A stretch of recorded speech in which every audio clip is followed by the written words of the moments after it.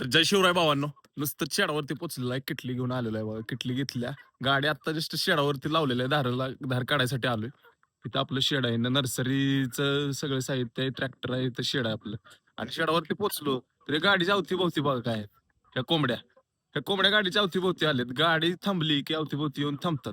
आता इथून मी शेडामध्ये जाणार आणि त्यांना खाया घालणार. ते आता बघा माझ्या पाठीमागून कसे येतात बघा. हे बघा. सगळ्या कशा पाठीमागून येतात.